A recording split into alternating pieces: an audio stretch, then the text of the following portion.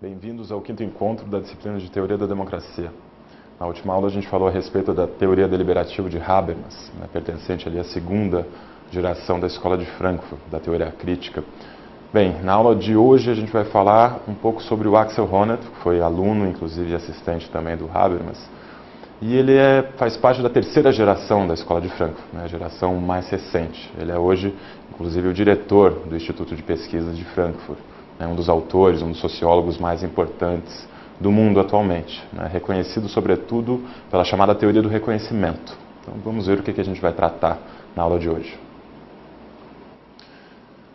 Bem, a organização da aula. Primeiro ponto importante, Axel Honneth no contexto intelectual da Escola de Frankfurt, como ele se relaciona com as demais gerações dessa linhagem teórica de intelectuais, com a primeira geração, com a segunda geração. Ele estabelece, sobretudo, uma reformulação da teoria crítica, a partir de um diálogo crítico com os seus professores, com Habermas, com Adorno, com Horkheimer. Então, a gente vai ver no que ele se aproxima e no que ele se afasta dessas demais gerações da Escola de Frankfurt. Um conceito central dentro da teoria de Honneth é o conceito de reconhecimento. Esse é um dos conceitos principais que embasam toda a teoria de Honneth. A ideia de que não só a democracia, mas a boa organização social depende do reconhecimento do valor social e da identidade dos grupos, principalmente dos grupos excluídos. Então, do ponto de vista da teoria democrática e da legitimidade das instituições democráticas, a gente precisa, de alguma forma, pensar a distribuição desses instrumentos de reconhecimento, principalmente em relação aos grupos excluídos, se a gente quiser manter a participação deles dentro do sistema democrático. E, por último, as experiências de injustiça e os conflitos sociais. O Axel Honneth é um autor muito importante para se pensar conflitos sociais no mundo contemporâneo, a partir dessa ideia de experiências de injustiça, trazendo a ideia de movimento social, inclusive, como um dos pilares centrais da democracia contemporânea. A gente falou muito nas últimas aulas a respeito do fechamento sobre si próprias dessas instituições políticas formais, como o parlamento, como os partidos políticos, enfim, as instituições representativas tradicionais. E quem cumpre ou preenche, então, essa lacuna, essa distância entre sociedade civil e Estado? Cada vez mais a esfera pública, como diz Habermas, ou os movimentos sociais lutando por reconhecimento, como no caso do Honneth. Então, boa aula a todos.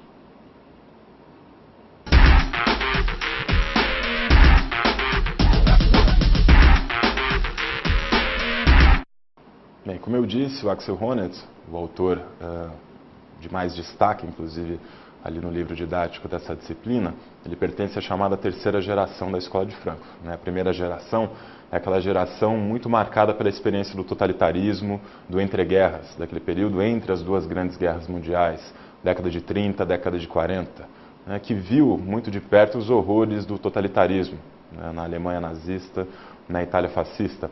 Então, de alguma forma, esses autores da primeira geração, como Adorno e como Horkheimer, estão muito imbuídos, muito marcados pela sombra do totalitarismo, da experiência totalitária, onde eles reconheciam, sobretudo, a falência, digamos assim, do projeto iluminista, de que a razão iria, de alguma forma, emancipar o ser humano, não apenas da dependência em relação à natureza, mas das relações de dominação, uns em relação aos outros.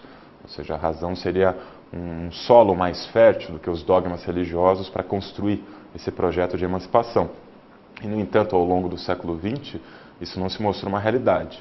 Não apenas o projeto revolucionário antevisto pela teoria marxista não se realizou, com um processo de aburguesamento da classe operária, de massificação, de atomização dessas classes, mas o que se viu foram experiências autoritárias sem precedentes, que acabaram culminando, por exemplo, nos campos de concentração, que Horkheimer e Adorno enxergam como o grande símbolo da ascensão e do predomínio dessa razão instrumental, ou seja, da técnica tomada em si mesma, sem, de alguma forma, refletir sobre os efeitos da sua aplicação na sociedade.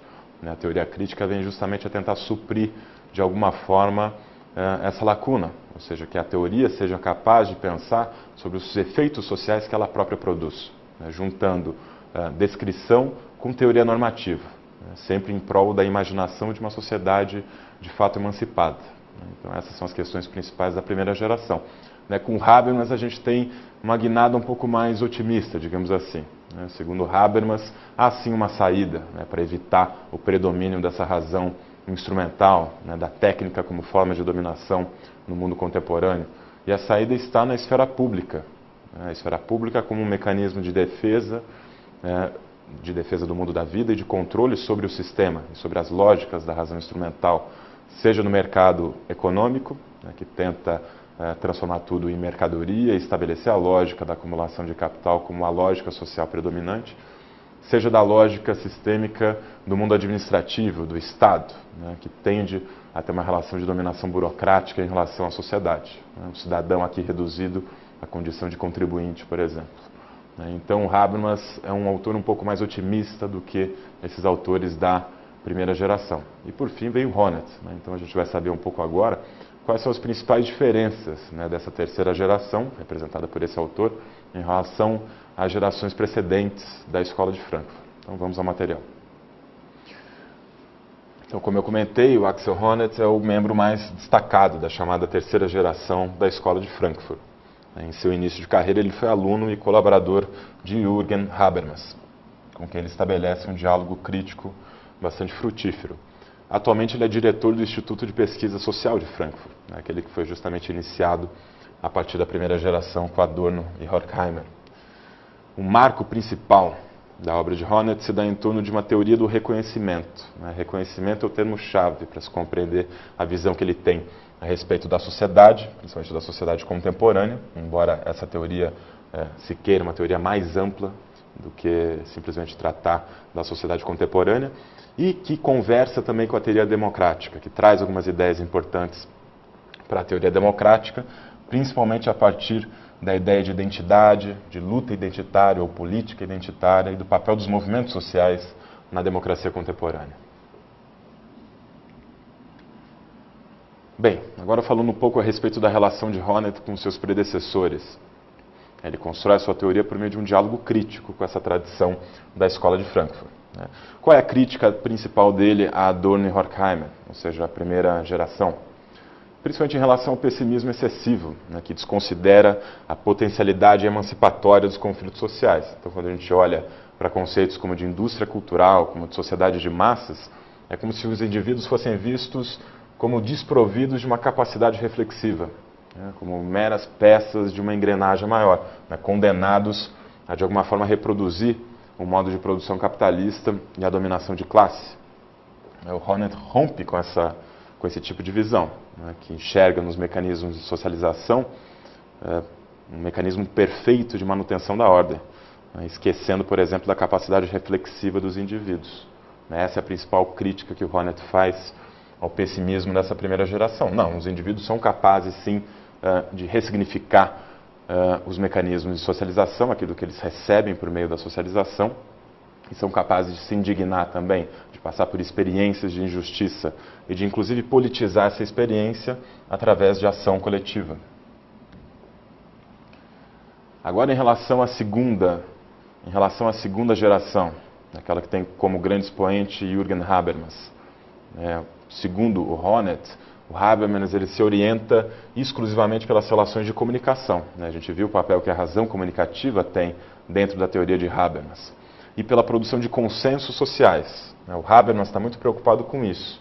A esfera pública como um mecanismo institucional ou social capaz de fazer com que, a partir da troca de argumentos, desde que respeitando regras de diálogo e de argumentação e de lógica, seria capaz de construir um consenso social, que seria então levado para as esferas decisórias, como o parlamento, como o poder administrativo concentrado no poder executivo.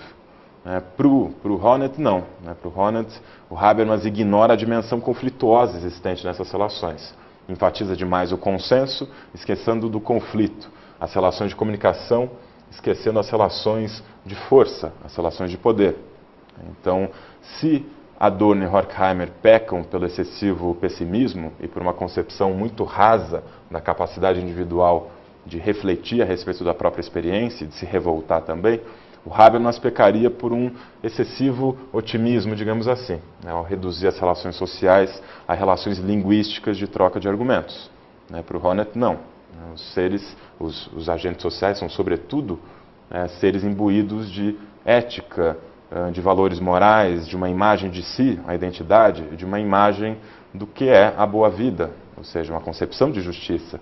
Então, boa parte dessa indignação não nasce a partir de relações de comunicação verbais, linguísticas, mas sim a partir de uma identidade, de um senso moral. E, por fim, a gente tem aqui a grande palavra de ordem dessa teoria, agora já tentando mostrá-la nos seus aspectos positivos e não mais contrastando-a com a teoria do Habermas e de Adorno e de Horkheimer. O principal conceito, como eu falei, dentro do Honneth, da teoria de Honneth, é a ideia de reconhecimento, ou seja, os indivíduos e os grupos estão todos eles envolvidos numa luta por reconhecimento, ou seja, numa luta para ter a sua individualidade publicamente reconhecida, a sua identidade publicamente reconhecida. Então a gente pode entender, por exemplo, os movimentos sociais de hoje, ou os movimentos sociais da década de 60, como uma articulação, uma ação coletiva, justamente lutando por reconhecimento de uma identidade até então relegada, deteriorada, estigmatizada. Então a gente vai ver ao longo dessa aula aqui, do 5º encontro da disciplina, como a gente pode conectar essa ideia de luta por reconhecimento, a teoria do Honneth, com a teoria democrática contemporânea.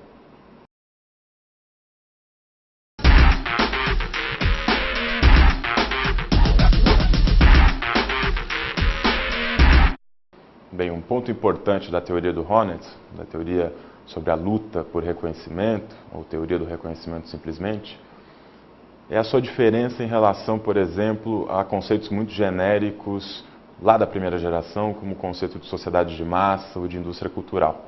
O Honneth ele prefere muito mais estudar as relações cotidianas entre os indivíduos, as experiências de injustiça, as lutas ou políticas identitárias que os indivíduos travam diariamente. Conceitos como o de sociedade de massas e como o de indústria cultural não apenas são muito genéricos, mas eles trazem embutidos neles próprios um pessimismo tal em que os indivíduos só podem ser considerados aí como seres incapazes de reflexão, uma ausência completa de reflexividade.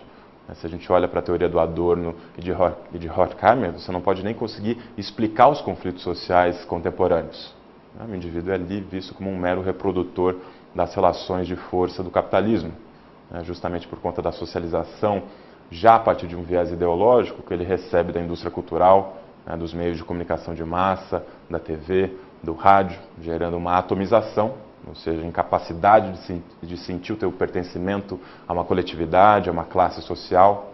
Pensem, por exemplo, no aburguesamento que eles reconhecem na classe operária, tentando cada vez mais, de alguma forma, emular os modos de vida que são passados pelos meios de comunicação, principalmente o modo de vida da classe média, da burguesia.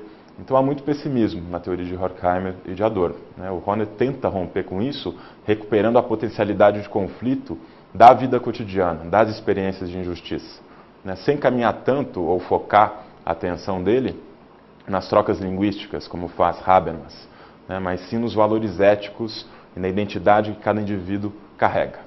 Então vamos ao material. Bem, então Honneth, como eu falei, substitui essas categorias muito genéricas, sociedade de massas, indústria cultural, por uma análise das relações cotidianas entre os indivíduos e grupos. Então, dentro da teoria desse autor alemão, os indivíduos não são meras engrenagens da reprodução capitalista, justamente o que está contido na teoria da primeira geração. Engrenagens incapazes de se libertar dessas relações ideológicas de dominação, principalmente aquelas produzidas pelos meios de comunicação de massa, pela indústria cultural. Mas sim sujeitos reflexivos, ou seja, um sujeito que é capaz sim de tomar-se como objeto de reflexão, de corrigir os seus movimentos, de repensar os seus pressupostos, e, portanto, dotados de uma concepção de si mesmos, ou seja, uma identidade que pode mudar também ao longo do tempo, na interação com os demais, e de uma concepção de uma boa vida, ou seja, um senso de justiça. Isso aqui é muito importante dentro da teoria de Axel Honneth, esse senso de justiça que cada indivíduo e cada grupo carrega. Justamente quando esse senso de justiça é de alguma forma desrespeitado, quando uma identidade não é reconhecida, que a gente tem, então, o surgimento, ou pelo menos a potencialidade de um conflito social. A gente vai falar a respeito disso daqui a pouco. E os conflitos sociais são motores de mudança muito importantes. Não só em outros séculos, mas principalmente hoje em dia, né, em que, de alguma forma, esses conflitos têm sido canalizados para alterações da política formal. Bem, ao contrário de Habermas, professor, seu mestre, o Honneth não foca em trocas linguísticas de argumentos. Ele está muito menos interessado do que Habermas numa análise dos argumentos e da lógica de argumentação entre indivíduos e entre grupos, né, gerando um consenso e uma opinião pública racional. Mas sim na sensibilidade moral dos indivíduos e grupos lutando por reconhecimento. Ou seja, menos linguística e mais, portanto, moralidade, na análise que Honneth faz a respeito do mundo contemporâneo. Finalmente, o conceito de reconhecimento. Né? Segundo esse autor, os indivíduos, desde a primeira infância, constroem a sua identidade por meio da interação com os demais. Então, vamos falar um pouco a respeito desse ponto. Bem, o que isso quer dizer, né? Construir a identidade a partir da interação com os demais. É um pouco a partir da minha relação com os pais, na família, com os meus pares, num ambiente de trabalho, por exemplo, que eu vou aos poucos percebendo quais são as minhas características distintivas, né? Como se só no contato com o outro eu realmente soubesse quem eu sou. Então a identidade não é o produto simplesmente da ação individual, né? A identidade é o produto da interação com os demais, né? É ali que eu percebo de fato o que me distingue dos outros e o que constitui, portanto, a minha identidade. A semelhança e a diferença só podem ser percebidas, portanto, a partir desse convívio coletivo. É isso que o Honneth quer dizer com a construção identitária por meio das interações. Então, voltemos ao material. Bem, então os indivíduos desde a primeira infância constroem a sua identidade por meio dessa interação com os demais, percebem as suas diferenças, primeiramente no seio da família, na relação com os pais, e é por meio das reações dos outros, como dos pais, que esse indivíduo reconhece a sua individualidade e o seu valor social. Então a identidade e também o valor social, o seu status diante dos demais, é completamente percebido por meio do olhar alheio. A identidade, portanto, e o seu valor não são uma construção do próprio indivíduo, mas sim do processo interativo com os demais. E quais seriam essas fontes de reconhecimento? Ou seja, onde a gente forma de fato a nossa identidade, a nossa ideia do que somos e de qual é o nosso valor? O Honneth, ele encontra ao menos 3 fontes de reconhecimento. A primeira delas, o amor. O amor vem aqui sem um sentido de relações íntimas ou algo do tipo. O amor aqui trata de relações perpassadas por afeto, afeto no sentido psicológico do termo. São as relações, por exemplo, que baseiam a amizade, as interações em família. Então o amor é uma fonte importante de reconhecimento, porque é justamente por meio, primeiro, da família, relação com a mãe, por exemplo, quando o bebê vai aos poucos percebendo a sua individualidade, que ele é um indivíduo separado da mãe, que nem sempre quando ele chora a mãe aparece. Ou seja, esse senso de identidade começa a nascer já ali, nessa primeira infância, dentro dessa fonte amorosa do seio familiar. Uma outra fonte de reconhecimento é o ambiente do direito. Quando você recebe um reconhecimento, por exemplo, como cidadão, quando você tem o teu direito político reconhecido, há uma existência pública. Então, o direito é uma segunda fonte de reconhecimento muito importante, que pode também ser negada. Justamente a negação dessas fontes de reconhecimento, seja do amor, seja do direito, trazem uma série de problemas para a construção identitária de um indivíduo ou mesmo de um grupo, e podem acarretar uma experiência de injustiça, fomentando então conflitos sociais ou então apatia política. Por último, solidariedade, a inserção do indivíduo dentro de uma função social, ligada a outras funções, muitas vezes em relação de complementaridade, por exemplo.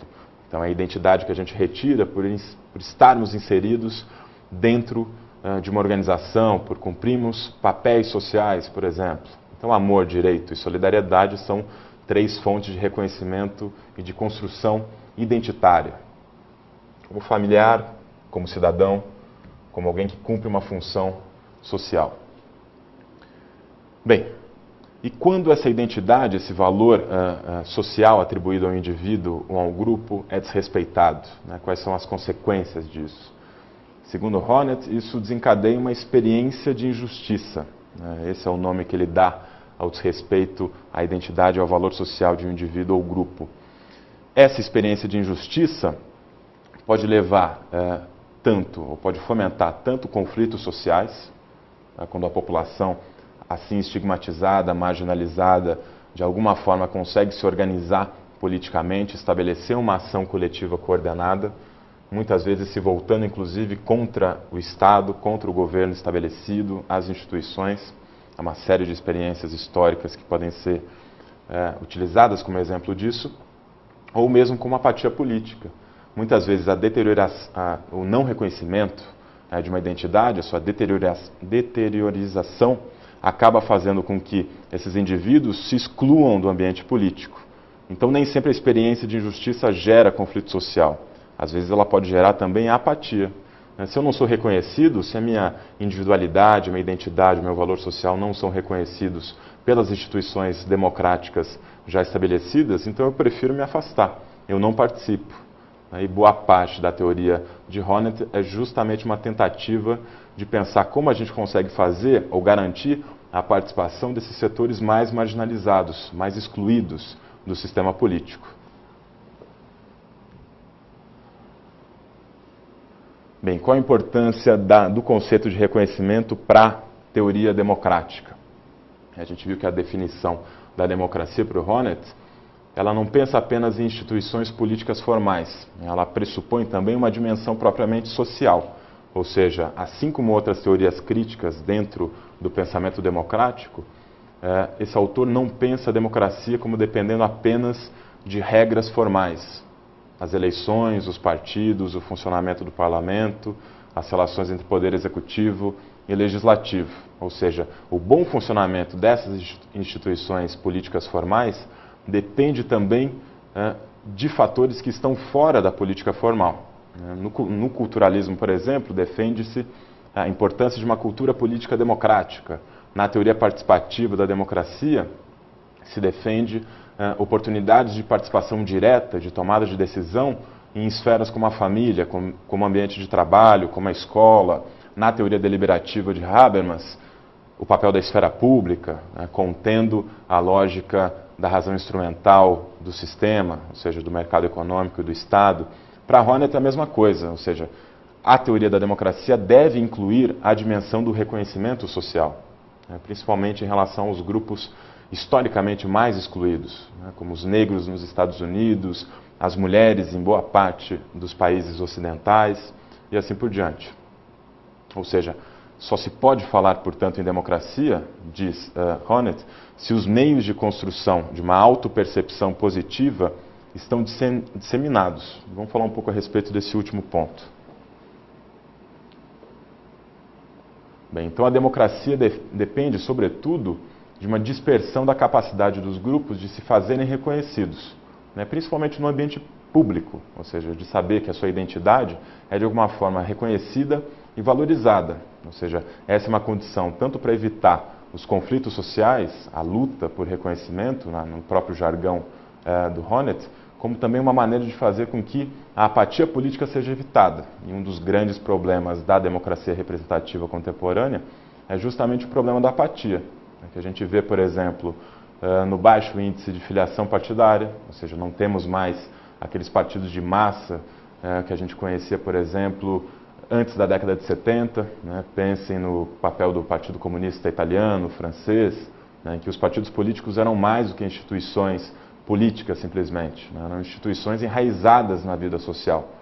Então o sujeito passava a vida inteira dele votando sempre nos candidatos daquele partido, participando das atividades culturais que o partido promovia, enfim, uma ligação muito íntima, muito afetiva entre o eleitor militante e aquele partido.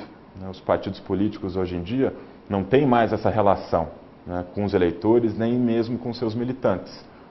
Existe um afastamento dos partidos em relação à vida cotidiana, à vida social. E justamente a gente tem que pensar agora formas de preencher essa lacuna, né? Então, teorias como a do Honneth visam justamente a isso, né? Chamando a atenção para esse fechamento dos partidos, do parlamento, das instituições políticas formais. Então, a gente deve olhar um pouco para fora das instituições políticas, pensando justamente em mecanismos para evitar essa apatia, né? Onde mais a gente vê essa apatia? No aumento da volatilidade eleitoral, ou seja, como os eleitores não têm mais um vínculo muito aproximado com os partidos, a decisão do voto se torna cada vez mais fluida. Então, em uma eleição eu voto em um partido, na próxima eleição eu voto no candidato de um partido com uma ideologia completamente oposta. Em uma mesma eleição eu posso dispersar os meus votos em todo o espectro ideológico, né? Então, essa coerência ideológica do voto se perde também, né? Justamente por conta disso, desse afastamento da sociedade em relação à política, em relação ao Estado. Onde a gente também continua vendo essa apatia política. Falei aqui sobre volatilidade eleitoral, pessoas que não tentam mais se filiar aos partidos políticos, baixa participação nas eleições, não é o caso do Brasil, porque o voto é obrigatório, mas em países de voto facultativo há uma queda acentuada também da participação eleitoral. Então, tudo isso, esses três elementos aqui que eu elenquei, são sintomas justamente disso, né, desse aumento da apatia política, que pode vir muito bem casado com um aumento dos conflitos sociais também, né? Se parte dos grupos se retira da esfera pública, apatia, outros grupos, igualmente não reconhecidos, partem para a luta, uma luta pelo reconhecimento, né, segundo Honneth. E a gente tem aqui o crescimento nos últimos anos, nas últimas décadas, de formas de ação política que não conversam com as formas de ação política tradicionais, ou que se distinguem, pelo menos, dessas formas de ação política tradicionais. Ou seja, uma ação política para além das eleições, para além dos partidos, é o protesto de rua, é a ocupação do espaço público. Então, a luta pelo reconhecimento, né, como conceito teórico, nos ajuda a compreender essa diversificação da política contemporânea, seja pelo lado da apatia política, né, que a gente vê por meio desses sintomas, seja também pelos conflitos sociais que são produzidos por esse não reconhecimento e por esse fechamento das instituições políticas formais.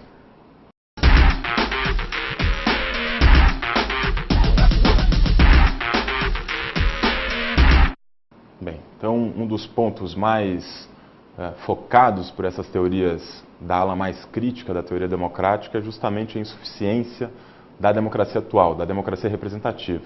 A gente viu como existe uma ala mais ortodoxa que faz a defesa dessa democracia representativa e que diz, inclusive, que essa apatia política, que é tão temida e tão criticada pelos autores da ala mais crítica, onde se situam Habermas e Honneth, não é um problema. A apatia política é quase, diz Schumpeter, um dado da natureza. E por que isso? Porque a participação política, a racionalidade política, dependem, diz ele, de motivação e de informação. E como as questões políticas são muito afastadas do cotidiano, como a vida partidária é muito fechada, num jargão técnico, em problemas próprios, a mesma coisa valendo também para o parlamento, né, com seu regimento interno, com suas picuinhas e assim por diante, do ponto de vista do cidadão comum, essas questões são, para dizer o mínimo, irrelevantes, né? Ele é incapaz de perceber qual é a relação entre as questões políticas debatidas pelos partidos, pelo parlamento, e a sua vida cotidiana, né? Desse afastamento, você tem não só uma perda de motivação a participar, né? Se eu não sei qual é a relação que isso tem com a minha vida, por que eu vou participar então? Porque eu vou gastar o meu tempo pensando a respeito disso. Então eu delego a minha participação, né? Eu me torno um cidadão apático. E há também uma perda de informação, né? Esse cidadão pode até ter uma opinião a respeito das questões locais, a respeito do seu bairro, da sua região, no máximo da cidade, né? Mas diante de questões nacionais, internacionais, bem, aqui você tem uma perda de informação, eu não sei mais qual opção eu prefiro. E se eu não sei qual opção eu prefiro, de novo, me torno ainda mais apático. Então, de falta de informação e de falta de motivação, nós temos o cidadão apático contemporâneo. Mas para essa ala teórica não há problema nenhum. Né? Por quê? Porque a função do cidadão dentro da organização democrática é de eleitor, né? Ele vota. O ônus da racionalidade, quem deve de fato ter informação e motivação a participar de uma maneira ativa, a ser o cidadão ateniense, é o representante político. é o deputado, é o senador, é o presidente da República. Então, para essa ala, a apatia política não só não é um problema, como ela é praticamente elogiada. O Dow também faz esse elogio da apatia política do cidadão médio. Um cidadão que participa demais, que gera conflito social demais, ele ameaça a democracia, ele torna o sistema político mais instável. Quando a gente vai para outra ala da teoria democrática, quando a gente vê, por exemplo, a teoria da luta pelo reconhecimento do Honneth, o conflito social é visto como algo positivo e não como algo negativo. Os movimentos sociais, por exemplo, e o termo surge lá no século XIX ainda, eram então vistos como forças de instabilidade, de ameaça à democracia. Por que isso? Ora, as demandas sociais deveriam ser canalizadas pelos canais tradicionais, o partido, o sindicato, o profissional e assim por diante. Os movimentos sociais eram justamente forças fora desses canais formais, fora dos partidos, fora dos sindicatos. Eram vistos, portanto, como ameaças.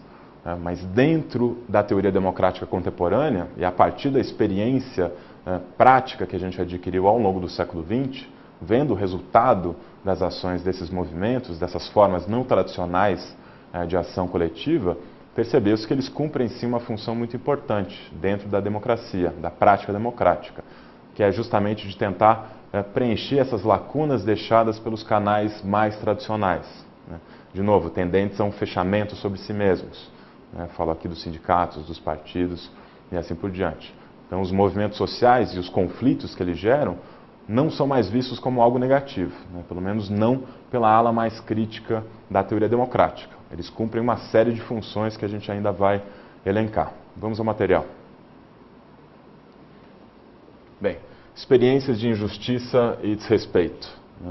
Segundo Honneth, todas as formas de preconceito e estigmatização, estigma é um termo bastante utilizado pela teoria dele, por teorias próximas, e corresponde basicamente a um rótulo negativo que é de alguma forma colado a um grupo, a um indivíduo, reduzindo a humanidade, na verdade, desse grupo ou desse indivíduo, e hierarquizando-o, portanto, seja por cor, seja por gênero, seja por orientação sexual. Bem, tudo isso pode ser visto como uma negação do reconhecimento de um indivíduo ou de um grupo. Tudo isso aqui desencadeia, portanto, uma experiência de injustiça, que vai desaguar, seja em apatia política, como a gente já comentou, seja em conflitos sociais. Esses conflitos sociais, claro, podem ser canalizados pelos movimentos sociais, como muitas vezes acontece. A gente tem aqui, nessa foto, uma foto dos Estados Unidos lá pelos anos 50, mais ou menos, a gente tem aqui o retrato da segregação racial da época. A gente sabe muito bem que os Estados Unidos foram um país escravagista, assim como o Brasil foi um país escravagista também. E a gente tem aqui, muito bem expresso nessa foto, a divisão brutal entre brancos e negros, que eles não podiam nem mesmo beber no mesmo bebedouro. Vocês veem aqui que tem um bebedouro para os brancos e outro para o negro. Ou seja, a segregação, a gente fala muito sobre a segregação de fundo religioso em países como a Índia, que tem um cunho religioso, a divisão por castas, uma divisão simbólica muito marcada, uma casta não pode encostar na outra, mas nesse caso da segregação racial norte-americana, ela era quase tão profunda quanto. Existia praticamente uma ideia de que esses grupos estigmatizados, os negros, por exemplo, seriam os portadores de uma espécie de doença simbólica, justamente o estigma. O conceito de estigma serve para isso. Quem o traz para a teoria sociológica contemporânea foi justamente Goffman, um autor canadense, um sociólogo canadense, dizendo, olha, o estigma é uma forma de identidade deteriorada, um indivíduo que tem a sua humanidade reduzida, como o caso do negro norte-americano. E o estigma traz uma ideia de contaminação, daí a ideia de que nós devemos nos afastar de alguma forma do indivíduo ou do grupo estigmatizado. A gente vê muito bem isso por meio da segregação física. A segregação racial, no caso dos Estados Unidos, se baseava muito nisso, na separação física. Ônibus apenas para negros, o bebedouro, como ali na foto, apenas para negros, outros para brancos e assim por diante. Então a gente tem ali muito bem retratada essa experiência de injustiça. né, que no caso da experiência dos negros americanos acabou desaguando por um movimento social muito forte, né, que foi o movimento negro, que começa a se desenvolver nos anos 40, 50, mas que ganha muita força e expressão mundial, principalmente nos anos 60, né, com seus grandes símbolos como Luther King, como Malcolm X. Né, o que essas lideranças fazem é justamente canalizar e sistematizar e dar uma forma explícita, um discurso explícito, a uma experiência moral de injustiça que é de toda uma comunidade. O Honneth está tratando justamente disso, né? Da importância, dos efeitos e do papel dessas experiências de injustiça, quando canalizadas politicamente, para o funcionamento da democracia. Né? Qual foi a importância nesse caso? Né? Foi trazer esses grupos para dentro do sistema político, até então excluídos do sistema político. Isso tem, inclusive, um papel fundamental para garantir a legitimidade da democracia. Né? Lembrando aqui que Honneth, assim como Habermas, ele está preocupado, sobretudo, com isso, né? Como a gente mantém a legitimidade da democracia ao longo do tempo. Ora, eu só faço isso trazendo os grupos excluídos para dentro do sistema político, para que eles participem também. Né? Essa participação é justamente a condição para que eles enxerguem nas decisões políticas decisões legítimas. Então, o que o movimento negro fez, na ausência de uma ação partidária nessa direção, foi justamente isso, né? Trazer esse grupo excluído para dentro da política, politizar esse senso, essa experiência de injustiça moral. Então, voltemos ao material. Além da experiência dos negros nos Estados Unidos, a gente tem aqui mais um exemplo de luta por reconhecimento, né? Um outro movimento social muito importante da época, inclusive mais antigo do que o movimento negro, né? O movimento pela participação política feminina, no caso dos Estados Unidos, pelo menos, remonta ao século XIX, ao final do século XIX. Né? Foi um movimento muito importante que começou a se organizar a partir de ligas, associações de donas de casa que queriam o direito ao voto feminino. Né? O sufrágio para os homens adultos, excluídos os negros, já havia sido alcançado nos Estados Unidos. Então as mulheres passaram a se organizar também e a se manifestar pelo voto feminino. Isso teve uma série de consequências importantes para a política americana. De novo, né? Politizando, por exemplo, questões domésticas, a posição da mulher diante do marido, a posição da mulher no espaço público. Né? Reconhecimento público, portanto, da identidade feminina, dos problemas femininos e assim por diante. Então a gente tem aqui dois exemplos muito importantes de como a gente pode conseguir politizar essas questões por meio da luta por reconhecimento. Claro, a gente pode aqui multiplicar esses exemplos. Eu dei dois, né, que são aqui do caso americano, né, os negros e o caso das mulheres, mas a gente pode muito bem recuperar outros casos. Né? A gente pode, por exemplo, recuperar a luta dos homossexuais pelo reconhecimento, né, que começa nos Estados Unidos também, mas que se amplia para todo mundo. Né? Nós temos os indígenas, por exemplo, essa é uma questão importante em países como o Brasil, em países como a Bolívia. Né? Esses grupos vêm à esfera pública para terem as suas identidades reconhecidas, né? E para que essa identidade seja reconhecida também politicamente. Né? Não basta reconhecimento, é preciso também representação. Né? Então a gente começa a enxergar hoje a ideia de que esses grupos devem ter uma representação própria, inclusive. Né? Os indígenas sendo representados por indígenas no parlamento, o aumento da representação feminina, que no Brasil ainda é muito baixa. Né? Na Câmara Federal a gente tem 10% de mulheres, no Senado um pouco mais, uns 13%, mas as mulheres continuam subrepresentadas dentro do parlamento, assim como os negros, assim como os indígenas. Então a discussão atual é como se passa agora do reconhecimento público, que alguns desses grupos já alcançaram, para uma representação política efetiva, né? Para uma presença efetiva dentro das instituições políticas formais. Né? Então esse é o próximo passo que tem, de alguma forma, ocupado a teoria democrática contemporânea. Né? Mas, claro, tudo isso está conectado. Né? Sem reconhecimento, sem trazer esses grupos para as reivindicações contemporâneas, para a participação política, não se pode pensar numa representação formal dentro do parlamento. Enfim, essas são algumas das questões que ocupam a teoria democrática hoje em dia.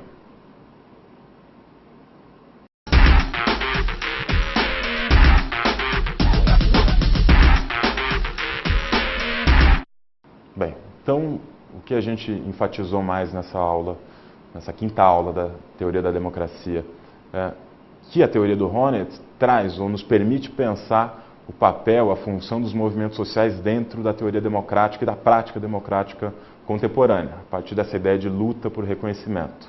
Isso nos ajuda a refletir simplesmente ou possivelmente a respeito das relações entre instituições políticas mais tradicionais, como partidos, parlamento e eleições, com essas formas políticas mais contemporâneas, mais novas, como os movimentos sociais, os protestos de rua e assim por diante.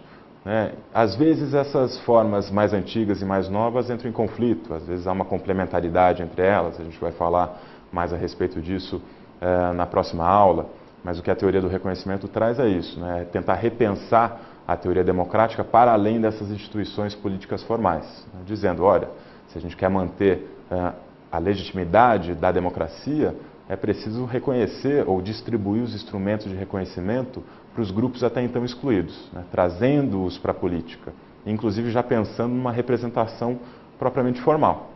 Então vamos ao material para revisão. Então o primeiro ponto importante é entender como o Honneth reformula a teoria democrática, a teoria crítica, dialogando com as duas primeiras gerações. A primeira geração, de Adorno e Horkheimer, por exemplo, que ele critica por conta do excessivo pessimismo, conceitos como de indústria cultural, conceitos como de sociedade de massas, desconsideram completamente a capacidade reflexiva dos indivíduos, considerados como uma espécie de engrenagem da máquina de reprodução do capitalismo, simplesmente como um polo passivo sendo manipulado pelos meios de comunicação de massa, atomizados, massificados, uma homogeneização ideológica completa. Para o Honneth, não. É preciso uma teoria mais sofisticada do sujeito, do indivíduo. Ele é sim capaz de refletir a respeito das suas experiências, de se indignar e de politizar essa experiência por meio de ações coletivas. Essa é a principal crítica dele à primeira geração, o excessivo pessimismo nesse ponto, como se não houvesse uma possibilidade de emancipação, de conflito. Bem, a crítica que ele faz a Habermas, como a gente viu, Habermas, o grande autor da segunda geração da Escola de Frankfurt, vai no caminho oposto. Ele diz, bem, Habermas está preocupado demais em sua teoria normativa, em primeiro lugar, com as relações de comunicação, as relações de troca linguística, desconsiderando a moralidade dos indivíduos. E principalmente os efeitos de quando essa moralidade é de alguma forma ofendida. Então esse é um problema na teoria de Habermas. Um segundo problema é, ele enfatiza demais o consenso, ou seja, que as trocas linguísticas possam produzir um consenso que seja então levado ao parlamento, conectando novamente as instituições políticas à sociedade civil. Para o Honneth, não. Para o Honneth é preciso enfatizar, sobretudo, os conflitos sociais e os efeitos, as mudanças que são produzidas a partir desses conflitos. Então a crítica dele a Habermas é uma crítica muito mais no sentido de que Habermas não considera o potencial emancipatório desses conflitos sociais. Um segundo ponto que a gente viu aqui foi o conceito de reconhecimento. A teoria de Honneth é conhecida como teoria do reconhecimento, dizendo, bem, todo indivíduo e todo grupo é possuidor de uma identidade, de uma concepção de si e de uma concepção de boa vida, de justiça, que, quando ofendidas, geram resultados coletivos, desde a apatia política até os conflitos sociais. Por que isso é importante para a teoria da democracia? Ora, se a ideia é manter a legitimidade das instituições, como a gente pensa desde Habermas e da teoria deliberativa, é preciso reconhecer os grupos excluídos, para que eles possam romper com a apatia política e participar politicamente. E por que a participação é a condição para a legitimidade das instituições democráticas? Ora, se eu participo de um processo de deliberação, se eu tenho a minha opinião escutada, se eu tenho a minha identidade reconhecida, é claro que eu vou acatar aquela decisão como mais legítima, por mais que o resultado final não seja exatamente aquilo que eu pretendia no início. Então, apenas o fato da participação já aumenta a legitimidade de todo o processo, inclusive do resultado final dele. É daí a importância da ideia de reconhecimento e da difusão do reconhecimento para o funcionamento da democracia. A gente viu que, segundo Honneth, há pelo menos 3 formas desse reconhecimento: o amor, o direito e a solidariedade. ou seja, a identidade que eu construo cumprindo uma função social, né, dentro da estrutura ocupacional, por exemplo, dentro de uma profissão, no seio familiar, né, ocupando relações afetivas com os demais membros da família, e também no direito, né, a partir do status de cidadão político. São três formas aqui, três fontes de reconhecimento identitário e social dos indivíduos e grupos. Terceiro ponto importante, injustiça e conflitos sociais, ou seja, como o problema do reconhecimento e a experiência de injustiça que o não reconhecimento trazem consequências sérias para o mundo contemporâneo. A gente falou bastante aqui a respeito da apatia política, falamos também sobre os conflitos sociais. No século XIX, e os autores mais conservadores ainda hoje em dia, pensam esses conflitos sociais como fontes de instabilidade social, de instabilidade política e, portanto, como uma ameaça à democracia. Dentro dessa vertente mais crítica, e o Honneth se inclui nela, pelo contrário, né? Essa experiência de injustiça é um motor político muito poderoso. E os conflitos sociais são um motor de mudança também muito poderoso. Não há como pensar a expansão dos direitos de todo tipo, inclusive do direito ao reconhecimento, né, que embasa a vida democrática, sem pensar nesses conflitos sociais. Não há como pensar, por exemplo, na ideia de direitos humanos, se não fossem justamente as reivindicações nascidas desses conflitos sociais. Se a gente foi capaz de elaborar a ideia de que todos têm direito a uma concepção de dignidade humana, né, nós não teríamos tido, por exemplo, os avanços que a gente teve no tratamento desses grupos excluídos. Né? Então, os direitos humanos são, em grande parte, o reconhecimento da humanidade de todos. Né? Não há luta melhor, um resultado melhor de um conflito social do que esse. Nós temos alcançado essa grande invenção que foram os direitos humanos. Né? Isso partiu justamente da luta dos movimentos negros, feministas, indígenas e assim por diante. Então, a luta por reconhecimento, ela tem sido importantíssima para o desenvolvimento democrático, né? Para a garantia da legitimidade das instituições democráticas e para contrabalançar essa tendência muito forte, que é a do fechamento das elites políticas sobre si mesmas, né? Dessa ruptura da responsividade, justamente porque as elites acabam, no dia a dia, lidando muito mais com as suas questões da política pequena, como a gente fala, né? A reeleição, os acordos, as alianças, do que sendo responsivas aos anseios da população. Né? Qual o resultado principal desse afastamento entre sociedade civil e Estado? A perda de legitimidade política. Né? É o aumento da abstenção eleitoral, é o aumento da volatilidade eleitoral, são partidos que não conseguem mais mobilizar a população, e ela faz o quê? Ela procura outros canais de participação, né? Nessa luta por reconhecimento da sua identidade, dos seus direitos, do seu senso de justiça. Em geral, isso tem tomado a forma de maneiras menos ortodoxas de ação política. Vai do protesto de rua, à ocupação de prédios públicos ou de espaços públicos, parar o trânsito e assim por diante. Então, a luta por reconhecimento é hoje um dos pilares principais da vida e da prática democrática. E não poderia deixar de ser também na teoria democrática. E o Honneth é o principal autor que a gente tem para pensar essas relações. Então, no nosso próximo encontro, e último encontro da disciplina de Teoria da Democracia, a gente vai explorar melhor a função dos movimentos sociais dentro da prática democrática e também a sua relação com essas formas mais tradicionais, como partidos. Será que eles estão em conflito? São formas de ação política conflituosas ou será que são complementares? Em que momento elas podem ser conflituosas, em que momento elas podem ser complementares? Então, esse é o objetivo da próxima aula. Espero que vocês tenham aproveitado esse nosso quinto encontro e até a próxima.